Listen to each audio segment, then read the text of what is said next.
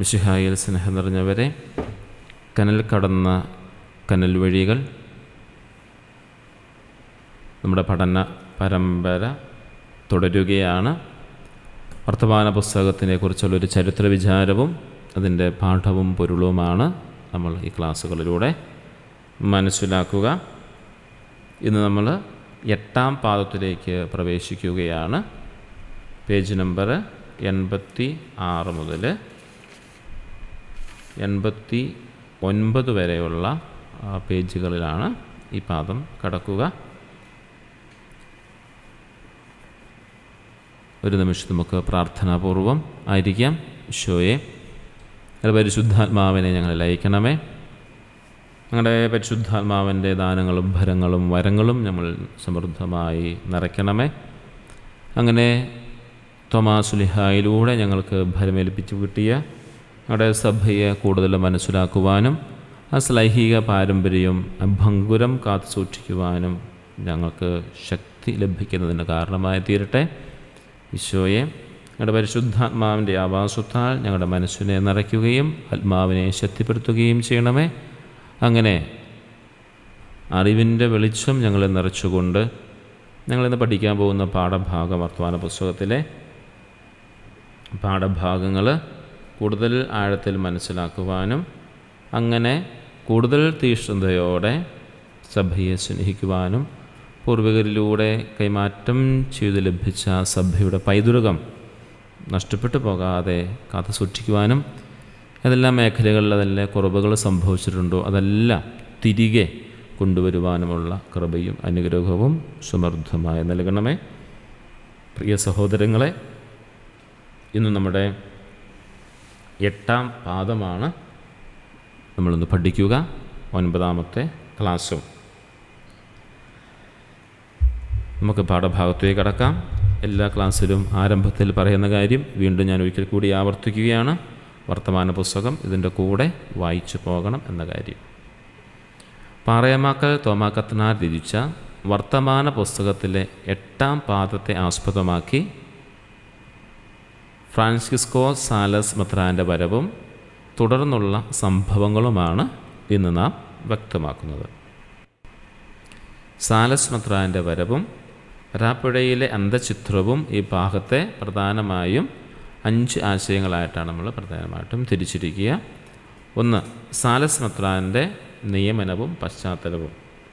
1775 November 25 ജർമ്മൻകാരനായ Francisco Sales മെത്രാൻ വരാപ്പുഴയിൽ വികാരി അപ്പസ്തോലിക്കയായി ചുമതലയേറ്റു. എന്നാൽ ഇദ്ദേഹം മുൻപ് ഒരു സാധാരണ പാതിരിയായിരുന്നപ്പോൾ മലയാളക്കരയിൽ അത്യന്തം ക്രൂരമായ പ്രവർത്തികൾ ചെയ്തിട്ടുള്ളവനായിരുന്നു. നമ്മൾ നേരത്തെ ക്ലാസ്സിൽ പഠിച്ചതുപോലെ ഇടപ്പള്ളി ചാക്കോ കത്തനാരെ തടവിലിട്ട് പട്ടിണിക്കിട്ട് കൊന്നത് ഇദ്ദേഹത്തിന് മുൻകൈയുണ്ട് എന്ന കാര്യം നമ്മൾ പഠിച്ച കാര്യമാണ്. അങ്ങനെ പേരുദോഷം കേൾപ്പിച്ച ഒരു വ്യക്തിയായിട്ടാണ് മെത്രാനായിട്ട് വന്നുകൊണ്ടിരുന്നത്. ഇദ്ദേഹത്തെ മുൻപ് പാതിരിമാർ ചേർന്ന് യൂറോപ്പിലേക്ക് മടക്കി അയച്ചിരുന്നെങ്കിലും സ്വാധീനം ഉപയോഗിച്ച് അദ്ദേഹം മെത്രാൻ സ്ഥാനവുമായി തിരിച്ചെത്തി.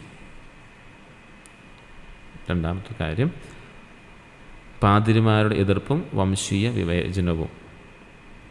സാലസ് മെത്രാൻ ചുമതലയേറ്റത് ഇറ്റലിക്കാരായ മറ്റു പാതിരിമാർക്ക് തീരെ ഇഷ്ടപ്പെട്ടില്ല. മെത്രാൻ ദുർനടപ്പുകാരനാണെന്നവർ പുറമേ പറഞ്ഞു വരുത്തിയെങ്കിലും യഥാർത്ഥ കാരണം വംശീയമായ വിവേചനമായിരുന്നു. ജർമ്മൻകാരനായ ഒരു മെത്രാൻ്റെ കീഴിൽ ഇറ്റലിക്കാരായ പാതിരിമാർക്ക് കഴിയാനായിട്ട് അവരുടെ അഹങ്കാരം അനുവദിച്ചില്ല. ഇറ്റലിക്കാരനായ യോഹന്നാൻ ദെ സന്ത മാർഗരീത്ത എന്ന പാതിരിയായിരുന്നു ഈ പ്രതിഷേധങ്ങൾക്ക് നേതൃത്വം നൽകിയത്. ദൈവഹിതവും നസ്രാണികളുടെ രക്ഷയും. പാതിരിമാരും മെത്രാനും തമ്മിലുള്ള ഒരു കലഹത്തെ ഗ്രന്ഥകാരൻ ദൈവഹിതമായിട്ടാണ് കാണുന്നത്. ഇങ്ങനെ സാലസ് മെത്രാൻ്റെ വരവും പാതിരിമാരും അവർ തമ്മിലുള്ള ഒരു അസ്വസ്ഥതകളും അവർ തമ്മിലുള്ള കലഹത്തെ വർത്തമാന പുസ്തകത്തിൻ്റെ ഗ്രന്ഥകാരൻ പാറയമാക്ക ഗവർണതോർ കാണുന്നത് ദൈവഹിതമായിട്ടാണ് കാണുന്നത്. ഇവർ ഒന്നിച്ചു നിന്നിരുന്നെങ്കിൽ മലങ്കര നസ്രാണികളെ കൂടുതൽ അവർ പീഡിപ്പിക്കുമായിരുന്നു. പഴയ നിയമത്തിൽ ഇസ്രായേൽ ജനത്തെ രക്ഷിക്കാൻ ശത്രുക്കളുടെ പാളയത്തിൽ ദൈവം അന്തഃഛിദ്രമുണ്ടാക്കിയതുപോലെ, അതായത് മദ്യാൻകാർക്കിടയിൽ ദൈവം അന്തഃഛിദ്രമുണ്ടാക്കിയതുപോലെ ഇവിടെയും മെത്രാനും പാതിരിമാരും തമ്മിലടിച്ചത് നസ്രാണികൾക്ക് ഗുണകരമായി ഭവിച്ചു എന്ന് പാറേമാക്കൾ നിരീക്ഷിക്കുകയാണ്. നാലാമത്തെ കാര്യം, കരിയാറ്റിൽ മൽപ്പാൻ്റെ ഇടപെടൽ. പാതിരിമാർ ഒറ്റക്കെട്ടായി എതിർത്തതോടെ വരാപ്പുഴയിൽ നിൽക്കാൻ കഴിയാതെ സാലസ് മെത്രാൻ നിസ്സഹായനായി. അദ്ദേഹം ആലങ്ങാട്ട് കരിയാറ്റിൽ മൽപ്പാൻ്റെ സഹായം തേടി. തൻ്റെ മുൻകാല തെറ്റുകളിൽ അനുദപിച്ചും ഇനി മേലിൽ നല്ലവണ്ണം നടന്നുകൊള്ളാമെന്ന് സത്യം ചെയ്തും മെത്രാൻ മൽപ്പാൻ്റെ മനസ്സറിയിച്ചു. സമുദായ നന്മ ലക്ഷ്യമാക്കി മൽപ്പാൻ മെത്രാനെ സഹായിക്കാൻ തീരുമാനിക്കുന്നു. 5. ആലങ്ങാട്ടേക്കുള്ള മാറ്റം. കരിയാറ്റിൽ മൽപ്പാൻ കുത്തിയ തോട്ടിലെ പ്രമുഖനായ തച്ചിൽ മാത്തു തരകനെ വരാപ്പുഴയ്ക്ക് വരുത്തി. അവർ രണ്ടുപേരും കൂടി ആലോചിച്ച് അങ്കമാലി ആലങ്ങാട് പള്ളിക്കാരെ സംഘടിപ്പിച്ചു. വരാപ്പുഴയിൽ പാതിരിമാരുടെ പീഡനമേറ്റു കഴിഞ്ഞിരുന്ന സാലസ് മെത്രാനെ സകല സാധന സാമഗ്രികളോടും കൂടി വലിയ ഘോഷയാത്രയായി അവർ ആലങ്ങാട്ടേക്ക് കൊണ്ടുപോയി താമസിപ്പിച്ചു. ഇന്നത്തെ ക്ലാസ് ഇവിടെ സമാപിക്കുകയാണ്. ആദ്യം പറഞ്ഞതുപോലെ ഇന്നത്തെ 8-ാം പാദം എല്ലാവരും വർത്തമാന പുസ്തകത്തിൽ നിന്നും വായിക്കണം, മറന്നു പോകരുത് എന്ന കാര്യം സ്നേഹത്തോടെ ഓർമ്മിപ്പിക്കുന്നു. കൂടുതൽ തീക്ഷ്ണതയോടെ നമുക്ക് പഠിക്കാനായിട്ട് സാധിക്കട്ടെ. ഇന്നത്തെ ക്ലാസ്സിൻ്റെ പിറകിൽ പ്രവർത്തിക്കുന്ന എല്ലാവരെയും നിങ്ങളുടെ പ്രാർത്ഥനാപൂർവ്വം ഓർക്കുക. തമ്പുരാൻ നമ്മെല്ലാവരെയും സമൃദ്ധമായി അനുഗ്രഹിക്കട്ടെ. നമുക്ക് ഇനി ചോദ്യോത്തരങ്ങളിലേക്ക് പോകാം.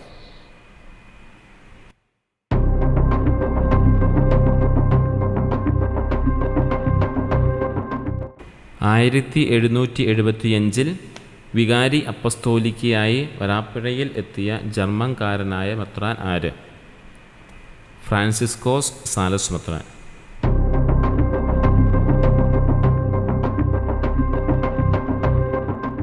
സാലസ് മെത്രാൻ മുൻപ് പട്ടിണിക്കിട്ട് കൊന്നുവെന്ന് പറയപ്പെടുന്ന വൈദികൻ ആര്? ഇടപ്പള്ളിക്കാരൻ ചാക്കോ കത്തനാർ.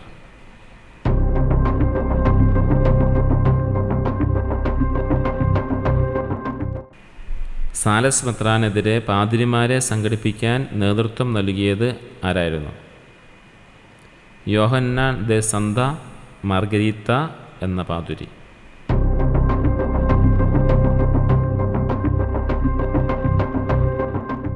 സാലസ് മെത്രാനെതിരെ പാതിരിമാർ തിരിയാനുള്ള യഥാർത്ഥ കാരണം എന്തായിരുന്നു?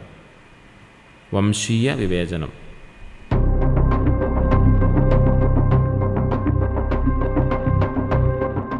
മെത്രാനും പാതിരിമാരും തമ്മിലടിക്കുന്നത് നസ്രാണികൾക്ക് ഗുണകരമായതിനെ ഗ്രന്ഥകാരൻ ഏത് ബൈബിൾ സംഭവത്തോടാണ് ഉപമിക്കുന്നത്?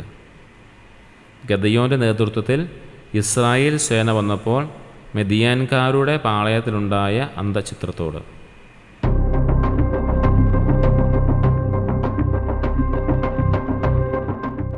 പാതിരിമാരാൽ ഒറ്റപ്പെട്ടപ്പോൾ സാലസ് മെത്രാൻ ആരുടെ സഹായമാണ് തേടിയത്? ആലങ്ങാട്ട് കരിയാറ്റിൽ മൽപ്പാൻ്റെ.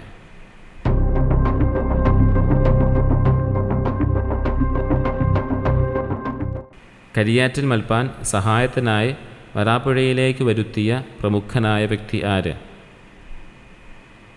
കുത്തിയ തോട്ടിലെ തച്ചിൽ മാത്തു തരകൻ.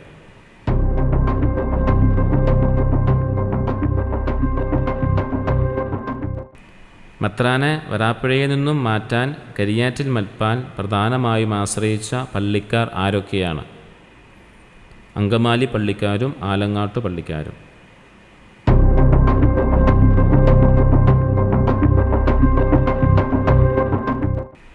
വരാപ്പുഴയിൽ നിന്നും മാറ്റിയ സാലസ് മെത്രാനെ എവിടെയാണ് പിന്നീട് താമസിപ്പിച്ചത്? ആലങ്ങാട്ട്.